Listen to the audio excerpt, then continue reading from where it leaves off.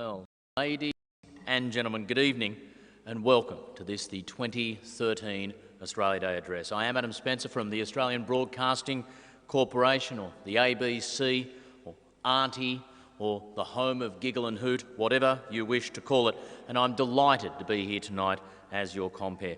The Australia Day Council does recognise the unique and important position of Aboriginal people in Australian culture and history, and I would like to take this opportunity to acknowledge the traditional owners of the land upon which we meet tonight and thank them for their safe custodianship of this land.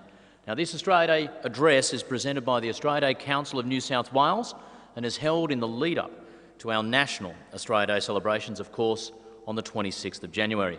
It's now in its 17th year, and the Australia Day address leads discussion within the community about the challenges facing our nation and people and about what it means to be an Australian now in 2013. Each year, the Australia Day Council invites an eminent Australian to deliver the address, and this year we are delighted to welcome Paralympic gold medalist and marathon man of wheelchair sport, Mr. Kurt Fearnley will deliver the 2013 address.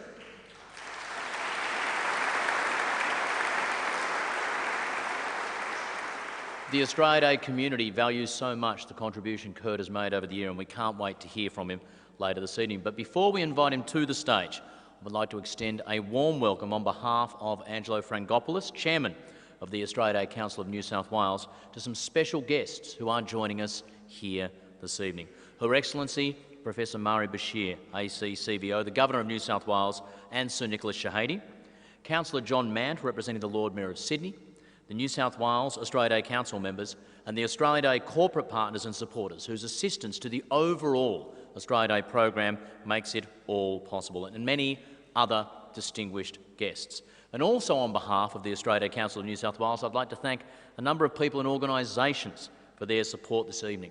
In particular, Dr. Carl Kramer and his staff here at the Sydney Conservatorium of Music for their support and use of this magnificent Verbruggen Hall.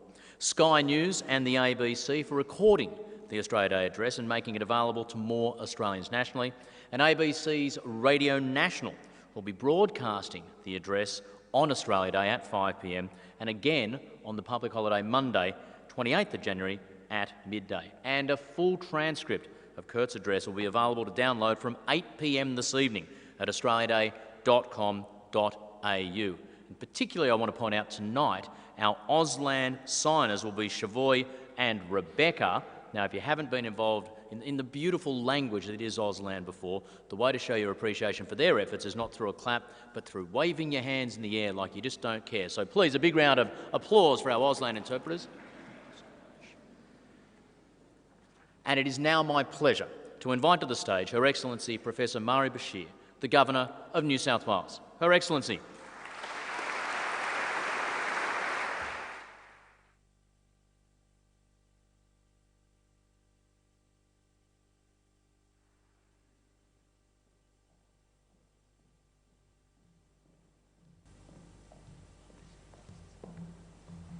Thank you, Adam. It's truly a deeply felt privilege and a joy to be here tonight to hear Kurt present the Australia Day Address.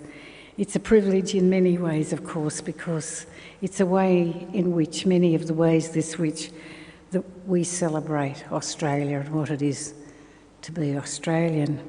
So indeed, Mr. Frangopoulos, Chairman of the Australia Day Council of New South Wales, and of course our hero, if I may say so, Mr. Kurt Fearnley OAM, and Mrs. Fearnley, his dear wife, Mr. John Trevelyan, who's the Assistant Director General of the Office of Protocol and Special Events of the Premier's Department, who has organised our gathering. So many distinguished guests, including Councillor Mayne from the Town Hall, colleagues from the University of Sydney, ladies and gentlemen and friends. Well, yes, indeed, it's a deeply felt privilege to be here with you all in these hallowed halls. May I remind you all, these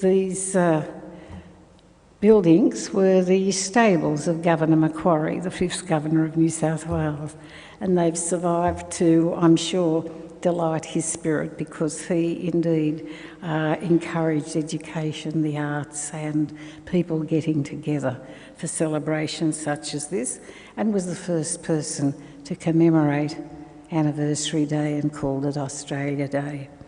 Well, Kurt Fearnley is certainly one of Australia's finest sportsmen, sports heroes, and of course he represents all those aspects that are embodied in the Australian spirit: courage, determination, generosity towards others, a wish to help those who may require help, and certainly not only a superb sportsman, but good looking as well.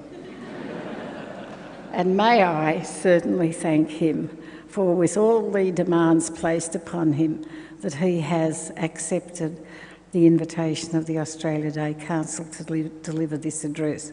It's an enormous privilege, one in which I was indeed humble to be asked to fulfil some years ago.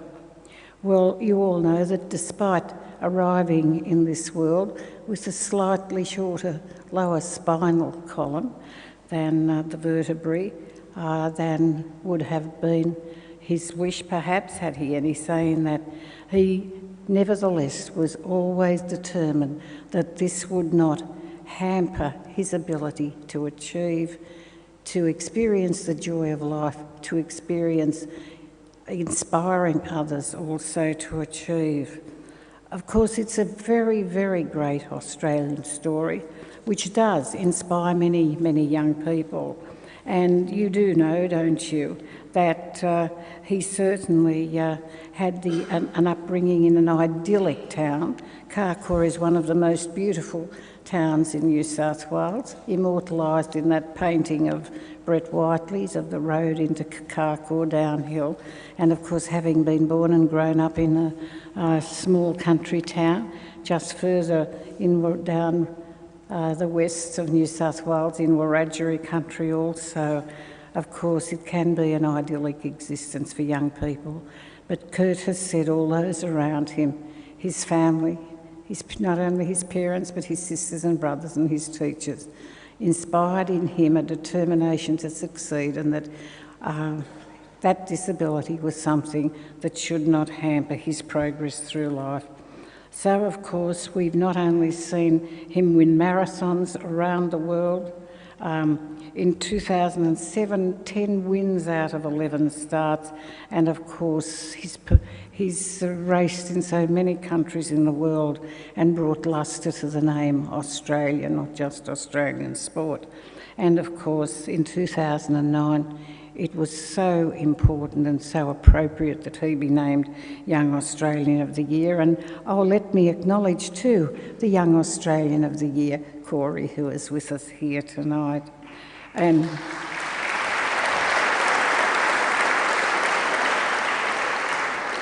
well, not satisfied just to be a high achiever, Kurt wants other young people to achieve too. So he's a board member of Australian Volunteers International, and certainly a staunch advocate, as am I, of public education and the rights of disabled people. So I think here in Australia, with leadership such as that, we certainly are becoming ever better at being a more inclusive people, one in which every child, everyone, whether disabled or not, has a hope of achieving their true potential. And let me say, it's an honour, a deeply felt one, to have introduced Kurt Fearnley tonight, and I'm sure we'll leave these halls inspired by what he has to say. Thank you all.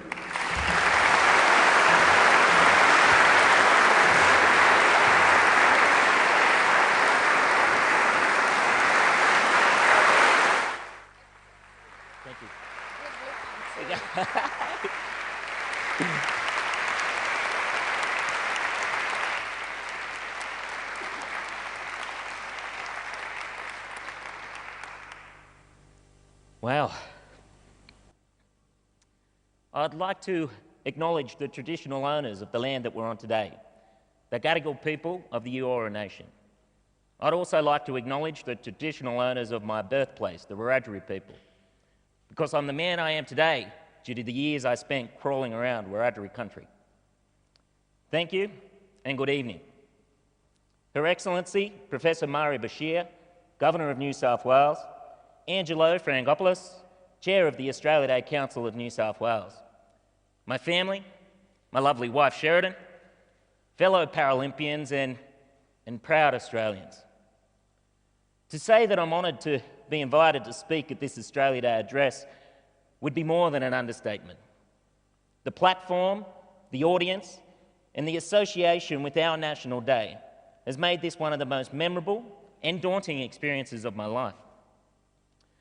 I say this because representing my community of people with disability, sport in general, and any association with the green and gold, or Australia Day itself, are some of the most important parts of my life. But as I can't find a word that encapsulates surprised, excited, amazed, and daunted, I guess honoured will have to do. I'm a proud country boy from Kokoda, New South Wales. When I was born, I was missing half of my spine and I wasn't expected to live out the month. My family was encouraged to leave me behind at hospitals, at facilities created to cater for people like me. My family only ever saw me as growing up as their youngest boy, and rather than leave me behind, they took me home, and I took up my place as the shortest member of the Fearnley family. When I think of my childhood and growing up in the bush, it feels like a story from the 50s, not the 80s. I grew up with an abundance of love, but money was pretty short. In a house the size of an inner-city apartment, my mum and dad raised their 5 children and cared for my granny. Thankfully, the wood-fired oven kept the place warm during winter, but the outback toilet made a midnight trip to the dunny a terrifying experience. My family never told me what I couldn't do or what was off limits. They just sat back and I found out what was possible. Growing up with a disability doesn't bring with it a sense of shame or self-doubt. It's only when we learn to interpret the faces of the people around us, or when our environment offers no chance at interacting to an acceptable level, that we realise this. On the property I grew up in, Kokoda, concrete was a luxury that we didn't have, so a wheelchair wasn't of much use. I didn't see myself as a kid confined to a wheelchair. For a while, I didn't even know what a wheelchair was. If I was going to keep up with the rest of the kids in my town, then crawling was just the way of my world. Every day was fishing, rabbiting, swimming, and finding trees that I could climb and, more often than not, fall out of. I'd follow my brothers through any number of paddocks. At times, they would carry me for kilometres. But at no point were they going to do it all for me. I'd be told repeatedly that I can do anything, and they continually helped me build the confidence to give it a go. Before I was 5, I learned how to keep up on the ground by climbing my way through and over barbed wire and electric fences, cross streams that from 1 foot high looked like raging rivers, or, the worst, put my head down and belt through the paddocks of blackberry bushes. Every afternoon when I eventually made it home, my knees were usually pretty badly beaten up. The scratches, they would last for a while, and the bruises, they'd be around for longer. If you thought that walking kids go through the knees in their pants, I was the knee destroyer. But every metre that I dragged myself was another moment of empowerment. On top of the usual activities that kids get up to in the bush, sport played a huge part in my childhood. Rugby league and cricket were among the favourites. If I wasn't falling out of a tree or pulling blackberry thorns out of my head, I probably had a battle ball in my hand. I had the same dreams as every other child of playing for Australia, with head like this, probably in the front row, swimming against Kieran Perkins, or wicket-keeping for the marvellous Mervyn Hughes. Nobody ever told me that I couldn't, so I just kept thinking that I would. A turning point in my sporting aspirations came one Australia Day in the early 90s. The day was no different than any other. I was crawling and bounding around the field chasing my brothers and cousins in one of our impromptu games of rugby league that never seemed to end. We'd been out there for a while and I was pretty proud of myself, as usual. Chest out, kneeling as high as I could, I was the fullback that day and every other. I had made a few covering tackles around my brothers' and cousins' ankles to cut off certain tries. And in my opinion, I was no doubt headed for a man of the match performance. Out of nowhere came my dad. He picked me up, he hoisted me on his shoulders, and without a word, he hurried me inside and sat me down in front of the television.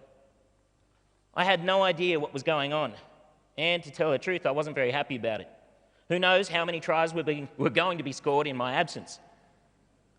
What I saw, though, was something else. I sat and I watched people in wheelchairs race around the city of Sydney.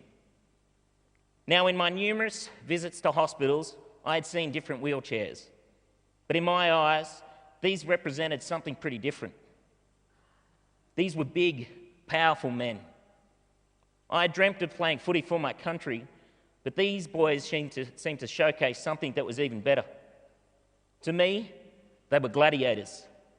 I had a new dream at that point, and that was that I wanted to be one. The athletes I saw that day were racing in the Ausday 10K, a race where the streets of Sydney are closed to allow wheelchair racers to take the stage in one of the most picturesque venues in world sport. And this happens on our National Day. I knew I wanted to be on that start line, and I just had to be in that race. With the help of my school teacher, Maureen Dixon from Blaney High, I was introduced to Paralympic sport, and from the very first moment I sat in a sports chair, I was captivated. I wanted to be a wheelchair athlete. The uneven playing field I'd played on all my life would be a thing of the past. Finally, the playing field would be levelled. If I did well, I may even win a few things. It was because of one teacher's effort and belief in me that I found my way to the start line and ready to get involved. As I mentioned earlier, my family weren't the most well-off, and wheelchair racing isn't the cheapest sport going around. Race chair, gloves, helmets, it's all adds up, and I guess that's before you even get to the start line. Mum and Dad were never ones to ask for help, but would always find a way to make things happen. When it came to buying me my first racing wheelchair, they were pipped at the post. It wasn't a rich businessman from the city or a loan from the bank that came up with the $10,000 to get me racing. It was 200-odd farmers and labourers from around my hometown of Carcoar that made this happen. Many of the donors would find the money hard to do without that they gave, but they believed in me, and they set me on my way. Thanks to the support of my local community, I now had a chair and the means to travel. In 1996, I took up my position at the Ausday 10K. I was on the start line for the first time. I don't remember much about that first race, but I knew I had found my place in life. While a bit younger and, I admit, chubbier than the rest of the racers, I had become an apprentice gladiator. For the past 17 years, my Australia Day has been spent with the family and peers participating in the sport that I love, in the packed and passionate atmosphere of the Rocks and Circular Quay. We'll be there again this Saturday, and I reckon I'll be there for another 17 years yet. The Ausday race provided the platform I needed. I met the best in the world, I raced the best in the world, and the experience on the streets of Sydney provided the springboard for my racing career. I've been travelling the world and racing the best ever since. I'm grateful to have recently returned home from my 4th Paralympic Games. London was the best Paralympics I participated in, and by accounts of those who have been around longer than me, it was the best ever. Australia has a proud history of competing in Paralympic Games and has sent a team to all 14 recognised games since the first was held in Rome 53 years ago. With the influence we've had on the Paralympic movement, it's fitting the games we hosted here in Sydney changed Paralympic sport for the better. The Sydney Games were less about participation and more about competitive excellence. Crowds came to watch sport for the very first time, not just see a sideshow. Athletes like Louise Savage, they dominated the competition and they captivated the audience. The Sydney Games made every Paralympian feel like a respected athlete. Things slowly built over the next 2 games in Athens and Beijing. However, the advances were more on the sporting field than off it. The approach and performance of the athletes were becoming more professional. Teams were better prepared. Athletes were faster and getting stronger. Now, last September, London hit with the perfect storm. A sport-mad nation with significant, dedicated funding hosted the Games in the modern online world with commercial television coverage and live event streaming. The culmination was amazing. Professional athletes producing awe-inspiring performances in front of full houses in every sport, every session, broadcast to millions all around the world. London made us athletes feel like superstars, not just gladiators in the eyes of our peers, but genuine sporting superstars. Everywhere you looked across the city of London, every disability was proudly displayed across buildings and banners. You were stopped in the streets not just because you were wearing a uniform, but because people knew your name and what you did. Major corporations featured Paralympic athletes in their advertising campaigns. You couldn't switch on a television or pick up a newspaper without being smacked in the face with the Paralympics. We may have shared the venues of our Olympic brothers and sisters, but by the time the Paralympics came around, they were long gone, and this was obviously our stage. Seeing the corporate world support and be the standard bearer for Paralympic sport was something that I'd always hoped would become a reality, and in London, it truly was. In Australia today, our Paralympic journey continues, but it isn't over. Through the professional support of the Australian Paralympic Committee, we're progressing. But the level of public and corporate recognition is far from the UK standard. The Australian media aids our progress every 4 years, and for the last 2 Games, we've had the best television coverage in the world, with the ABC's comprehensive broadcast winning praise and awards alike.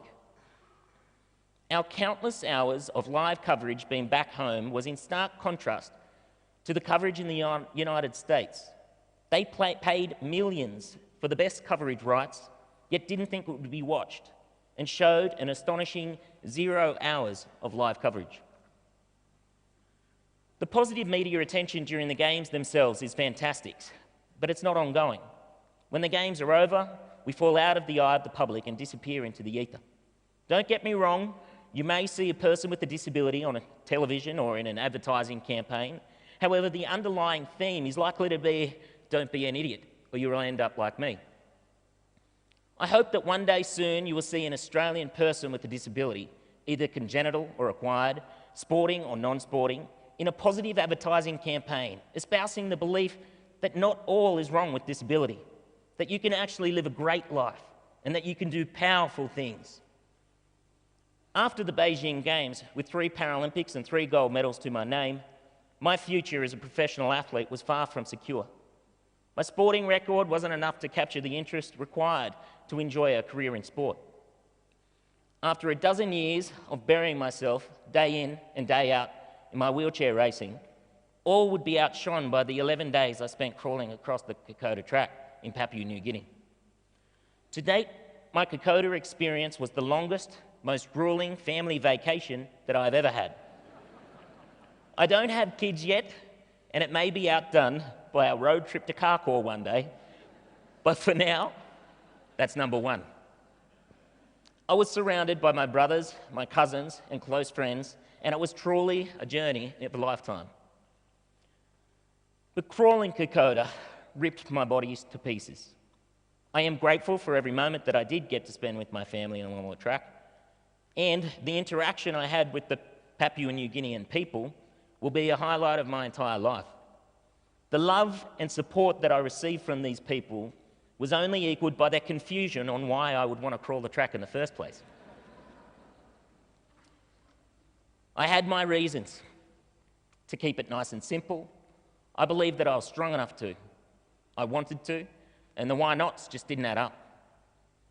One of the lasting memories of the trip is the length that the local porters would go to be sure that I could function at the end of every day. A PNG man named Mac, who had no shoes, who had my 25-kilo backpack on his back, and who on occasion balanced my wheelchair on top of his head and his shoulders. He would continually try and convince me to let him carry me as well. When I'd buried every part of my strength into the day, he was always there. I've received continual support in my life, but I've never needed it more than along that track. When asked what the hardest part of the track was, I cannot go past every single evening. The crawling had stopped, the pain had kicked in, and the realisation that I had another day of pain waiting for me in the morning. It was a daunting couple of moments. But each night I would remind myself of what I was doing, of who I am, and of what our Aussies had done there in the past. The choices that were made by our Australian soldiers during the Kokoda campaign taught me more about who we are as Australians than the dozen years I've spent racing for my country. These men fought for Australia. They fought for their mates. They fought for our future, and in some instances made the decision to sacrifice their lives for the man standing next to them. Sometimes who they had only just met. They looked after those who were worse off than themselves. One incredible man, Corporal John Metzen, chose to crawl for 2 weeks through the jungle rather than taking up the time and the energy of those who he believed could help people who were worse off than themselves, than himself. In my moments of managing the pain of my chosen career as a marathoner, when I question the will-I's, the won't-I's, the can-I's or the can't-I's, I remind myself of the choices made on that track. I remind myself, whatever choice I make, I want those people at that time, I want them to be proud of the decision that I'm making. I want and need their support and belief. Support, whether from family, corporates, media or sporting bodies, has helped me build as an athlete and as a disabled citizen. But the linchpin for the advancement of life for a person with a disability within Australia is the support of government through programs and funding. Paralympians across our country struggle to stay in the sport due to the lack of corporate backing. However, it's often not the biggest financial struggle that they have. Of far greater concern is the financial plight that they may also carry due to the ongoing costs of the management of their disability. While many athletes in our country are buying their first house or planning the next step in their career, many athletes and other people with a disability often carry a far greater debt from the costs associated with living with a disability. In the coming months, we're seeing the rollout of trial sites of the National Disability Insurance Scheme, the NDIS. The largest will be in my current hometown and the place that I love, Newcastle and the Hunter. You may have heard about it in the news, and there's a good chance, though, that you probably still don't know much about it. I would say that you would know more about the arguments and disagreements about how it will be funded than the nuts and bolts about what it proposes to deliver. For me, pride in a socially just country has no price tag, and this needs to happen. Ironically enough, the year of my birth, 1981, was declared the International Year of Disabled Persons by the United Nations. It called for a plan of action at national, regional and international levels, with an emphasis on equalisation of opportunities, rehabilitation and prevention of disabilities.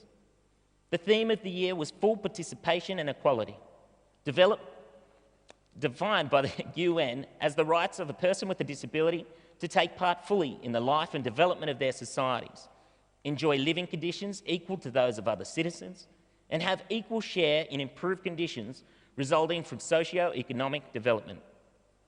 32 years ago, an action plan was set, and we have made progress in the right direction. Through medical research, technology advances and immunisation, we've made large steps in preventing disability and improving rehabilitation methods. Through the Disability Discrimination Act and the tireless work of individuals such as our Disability Discrimination Minister here today, Graham Innes, we have made improvements in opportunity and equalisation. Overall, though, I believe that in Australia, we have failed to make enough progress on the action plan, and we need to improve. The time is now. The World Health Organization estimates that 70 million people around the world require the use of a wheelchair, yet then 15% of those people have access to one. My wheelchair is my life. It's my independence. I don't like to see it leave my sight. While I spent large parts of my childhood out of my chair, and I was crazy enough to crawl the Kokoda track, I can't imagine my life without it. It's part of who I am. It's my legs. It's my life. I've seen firsthand through my travels through countries that are less fortunate than ours what life is like for people who don't have access to a wheelchair. Every day is a struggle. and pure sustained existence is astonishing. And so I am grateful for the potential funding of wheelchairs to people with disability across our nation. But on many occasions, the wheelchairs are inadequate to live a healthy, independent and abled life. Should we as Australians be grateful to exist, or should we ask to be given a chance to contribute and prosper? I believe it has to be the latter. It's not all about chairs though.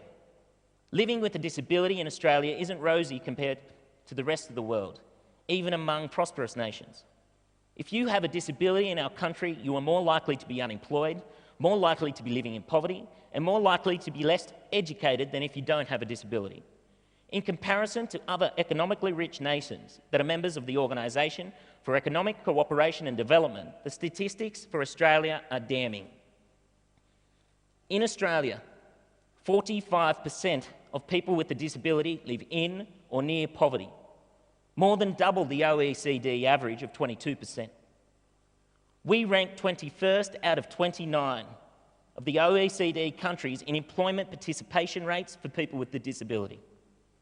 We rank 27th out of 27, last, in terms for the correlation between disability and poverty. Our system is broken. We aren't doing enough. The introduction of the NDIS won't be an instant success and fix all wrongs, but it will help. Mistakes will be made. Yet we must make the realisation that we have been making mistakes every day for the last 30 years, and change is the only way forward. The NDIS is a complex proposal, and I won't attempt to explain it all to you today. However, it's built around 4 simple principles, and I quote from one of the guiding papers for the NDIS, PwC's Disability Expectations, Investing in a Better Life and a Stronger Australia. Principle 1. People with a disability have equal rights. While the recognition of equal rights amongst people of all races, colours and creeds is now universally established, those with a disability still struggle on the margins of recognition. Principle 2. Supports are needed to allow people with a disability to exercise their rights. People with a disability have been denied access, hidden and ignored.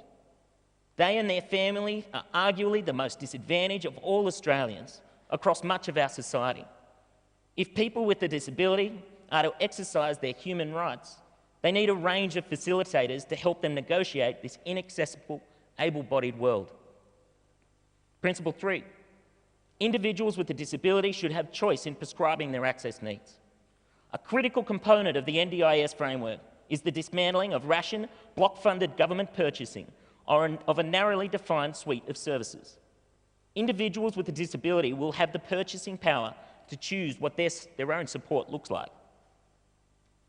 And finally, Principle 4. Cultural, systemic and environmental obstacles to access and participation for people with disability should be removed. A potential limiting factor for the successful change relates to the current obstacles to allowing people with a disability access to mainstream services. Australian governments and community need to work together to systematically facilitate access to maintained services for all people. Simply, these 4 principles aim to provide fairness, facilitation, choice, and inclusion. Providing a scheme for those in need is one thing. The large roll-on comes through the education of the business world and the general public. Currently, if you come up against an obstacle to your disability and voice your concern, there's a good chance you'll be labelled a nuisance. In 2009, I took a stance against what I thought was an unfair, discriminatory situation and voiced my displeasure and concern. I don't regret making a stand. However, my experience and the pushback associated with it is a healthy reminder for me of the lack of empathy and understanding of issues facing people with disability amongst the mainstream community. Without empathy and support from my community, I would have never found my way to the life I get to live now. A life that hinged on the successful financial rationalisation, where a community found that the cost to support me was an investment into all the lives of those that I get to interact with. Now, disability isn't a story that's told through race or religion. We're not marginalised by picket campaigns or scare campaigns. picket lines, or scare campaigns. We're marginalised by our invisibility. Too easily we're overlooked and ignored. Too often the story of disability is told through unemployment and poverty. But we stand on a precipice with the potential of change. The NDIS isn't a silver bullet, but is a much-needed start in the continual enabling of people with disabilities across our country. When the question is raised on how do we handle the financial burden of the NDIS, we have to ask, how can we function as a light to those around the world when we continually fail to provide the support and services needed to those who need it most within our communities? To finish, I propose we look 10 years into the future and imagine you're looking into the eyes of a child who you dearly love. This child has a disability. Will we happily accept that we are still ranked at the bottom of the developed nations on how we cater and support for that child? Or will we have pride knowing that we have worked to reverse that situation and now, 10 years on, lead the world in supporting people with disabilities? In the OECD, we are currently last in aiding people with disabilities out of poverty. When I hear that fact, I wonder how it came to be so. But then I realise that it's almost irrelevant. What matters is that we as a community own the fact that we haven't done enough, and that we turn that fact around, the entire community, every one of us, will all be better for it. Now, thank you for your time, and I hope to see you around.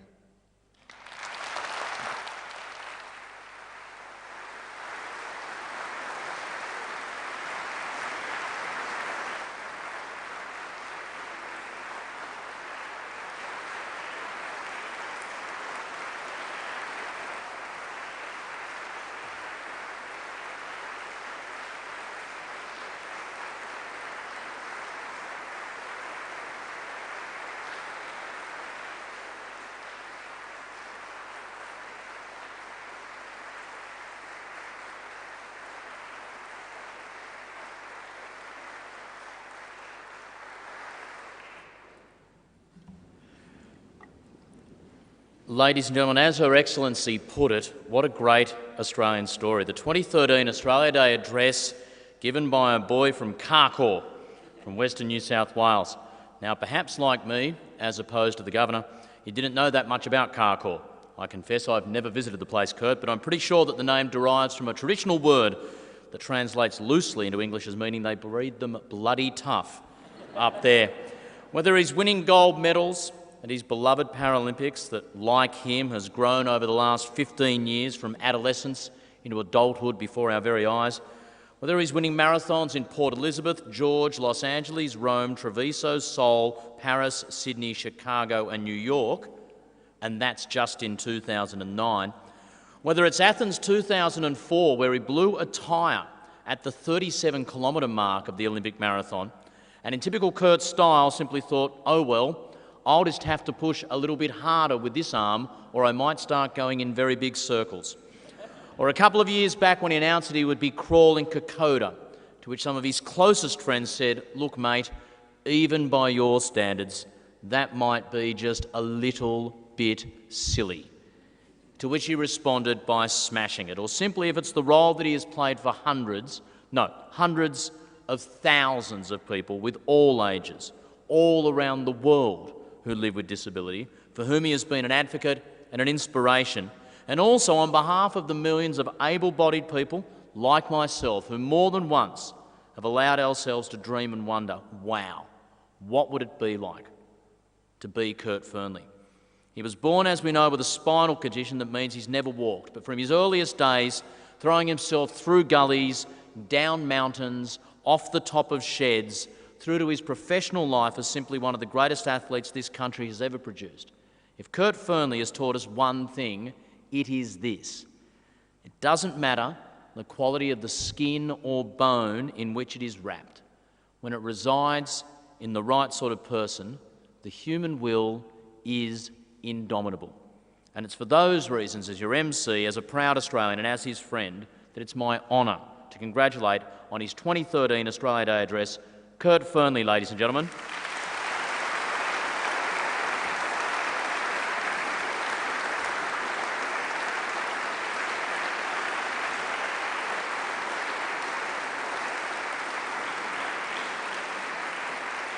And you can't go anywhere yet. The embarrassment's going to continue because I'd now like to call to the stage Mr. Angelo Frangopoulos, Chair of the Australia Day Council of New South Wales, to present an official thank you. Angelo.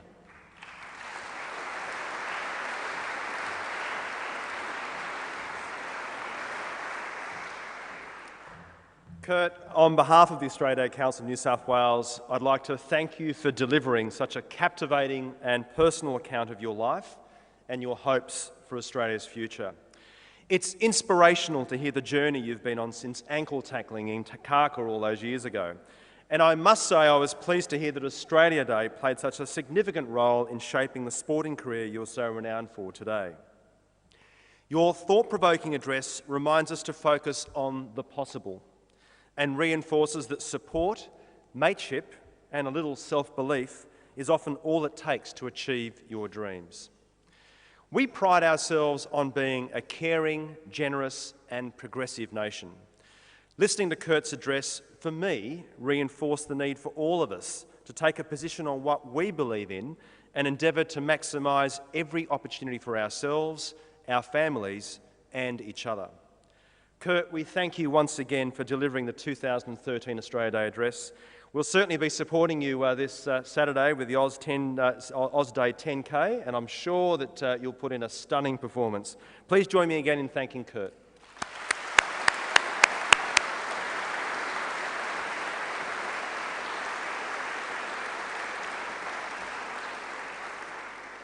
Australian identity and culture is a key focus for the Australia Day Council of New South Wales. Our theme this year is Thank You Australia, and through our website aussievault.com.au we're asking all Australians to upload a photo of themselves and create a personal message expressing what it makes you grateful to be an Australian. And while you're on the web, don't forget to go to australiaday.com.au or download our app for all the events here in New South Wales, the home of Australia Day. Thanks to the Australian Broadcasting Corporation and Radio National, as well as the team at Sky News, the Australia Day Address has been broadcast across the nation and internationally.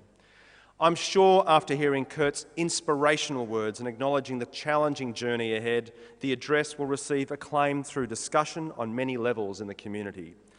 I'd also like to extend my personal thanks to Her Excellency Professor Marie Bashir, the Governor of New South Wales, for being here this evening, and to Adam Spencer for being our wonderful compere. Thank you very much.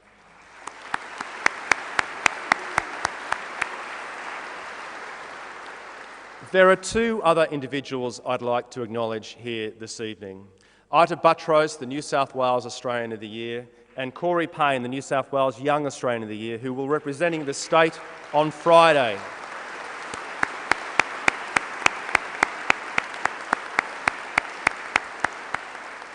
We are so incredibly proud of both of you and the other two finalists, and we wish you all the best on the national stage.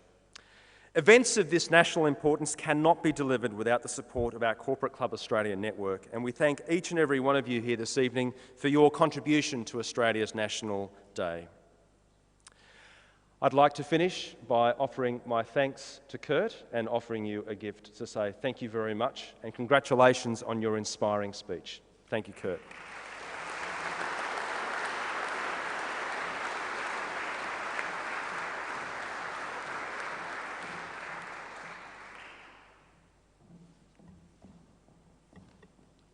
Another round of applause for them both, please. Thank you, Angelo, and thank you again, Kurt.